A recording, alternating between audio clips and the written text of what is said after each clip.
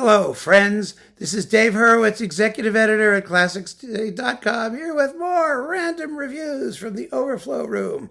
Random Ravel reviews, that is. I mean, we're on, I think, video number 12 in our Ravel cycle, which is continuing endlessly. And here we have the clump du jour of Ravel stuff. Some kind of interesting things here. Oh, yes.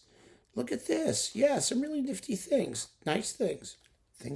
Things that I've already talked about. Yes, of course, things that I have more than once. Don't ask me why. I'm going to do with the thing I have more than once first. I see it here on the bottom. Okay, we can get it out of the way. This is it, the Giulini Ravel Mother Goose Suite with the Pavane for a Dead Princess and Debussy's La Mer and the Prelude to the Afternoon of a Faun. This is worth having, as I've said, for the Fairy Garden finale of the Mother Goose Suite. For that reason, you could have 24 versions of this. Oh my God, it's the most beautiful thing in the world. And Giulini recorded it at least 2 or 3 other times, which is even more shocking. But this is the one, the last one he did with the Concertgebouw on Sony. The string playing is so beautiful, it will just melt you into a completely witless puddle of sobbing sentimentality. It's insane. It's so beautiful. So there, I've said it again. Meanwhile, here is the Du Trois Ravel Orchestral Music Series on 4 CDs, including Daphnis and Chloe, boxed up. Now, you ready? The Daphnis was the first Du Trois Montreal digital Decca recording. It was their first recording of anything, their new relationship. And remember, Decca was pushing them as the new Ansermet, sort of, kind of, the new fabulous French Decca, authentic French thing. And that Daphnis was beautiful, and it is beautiful. It's held up very, very well. It's wonderfully recorded. It's absolutely lovely. On the other hand, everything else is mediocre. It really is. I mean, it wasn't even sonically that fabulous. I'm not sure what happened after that. I'm not. But there was a certain amount of just kind of smugness about Decca and Du Trois in that relationship, is that as long as it was French, they could do no wrong. And they're not exactly wrong. It's just not great Ravel. Because remember, everybody was doing Ravel. And Montreal was a wonderful orchestra, a very good orchestra. They had a lovely venue to record in. They're the church of, was it Saint Eustache in Montreal, or whatever the hell it was. The Église of something, who knows. Anyway, the bottom line is, they were always better. There were always better orchestras and better conductors. And so this got progressively more disappointing as it went on. And some people still swear by it. Stop swearing. It does you no good. Then we have, for example, Boulez doing Ravel with the Cleveland Orchestra and the New York Philharmonic. Well, we have, again, a wonderful Daphnis and Chloe. This is 3 discs as opposed to 4 over there. And you've got, it's some amazing things here. The Mother Goose Ballet is gorgeous. La Valse is apocalyptic. Bolero is Bolerish. The Rhapsody Espagnole is one of those, it's with Cleveland, and it's one of those really super, incredibly clear sounding recordings, like his Debussy Image that he did in Cleveland, which was amazing.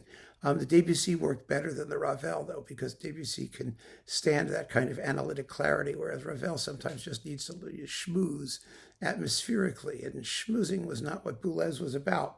But by and large, there's very good stuff here. You've got Philippe Entremont doing a surprisingly fine piano concerto for the left hand. Not surprising because Entremont wasn't a good pianist. Surprising because nobody paid any attention to it back in the day. And it was very, very good. So, yeah, I mean, some lovely, lovely stuff. Well recorded for its day. So that's fine. And then we have the old Monte, Daphnis, and Chloe with the London Symphony. Oh, this is marvelous. This is from 1959. You also get the Rhapsody Espagnole and the Pavane for a Dead Princess. Now, of course, we've talked about this recording a billion times in our surveys of Daphne, or Daphnises, or whatever you want to call them, Daphnis and Chloe. And this is one of the great ones. But it's also great because Monte conducted the premiere, and he gives us an absolute, unvarnished, perfect provenance to not just the beginning of the century when this was first played, but also performance practice, which completely contradicts everything that the period instrument people are telling us about what is appropriate for this music. That's why it's wonderful when these old geezers make recordings of things that they premiered 60 years earlier. Yeah, well, baby. Stick it to them, don't you? Why don't we?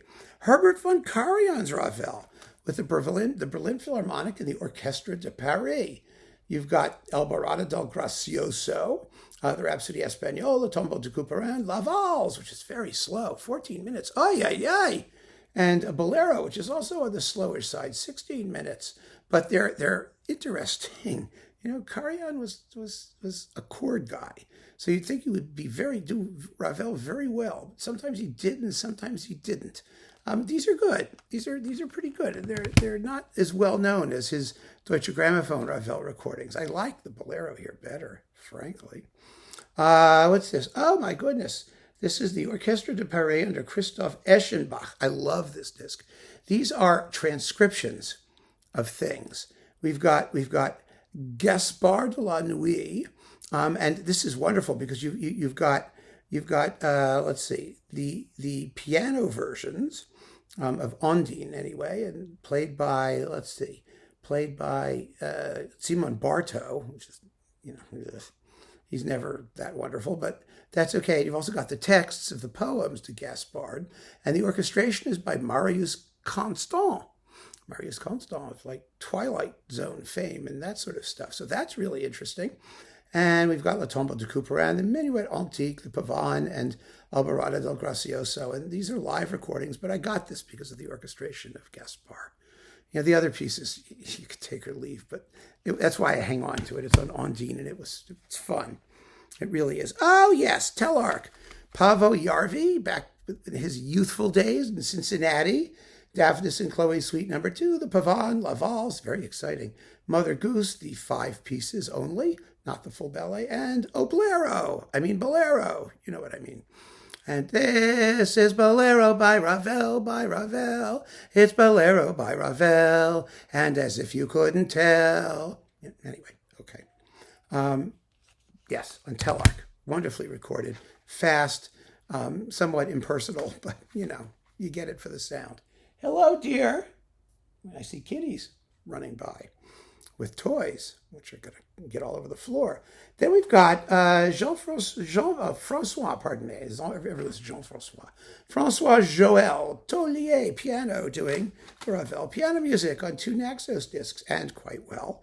Are there any people who do Ravel's piano music badly? Well, I guess there must be some, but I don't save the bad ones, so I couldn't really tell you off the top of my head who really sucks in it. These are good, and I kept them for that reason.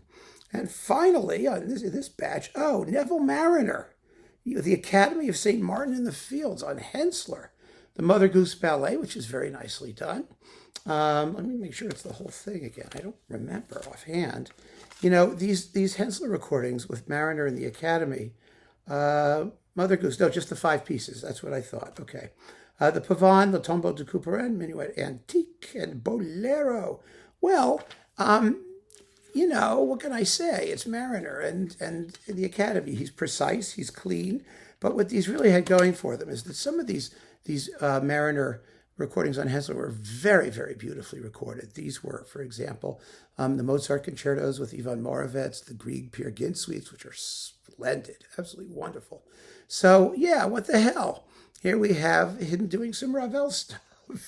Collect Ravel. So I collected that. And there you have it, my friends. Keep on listening. Thanks for joining me, and take care.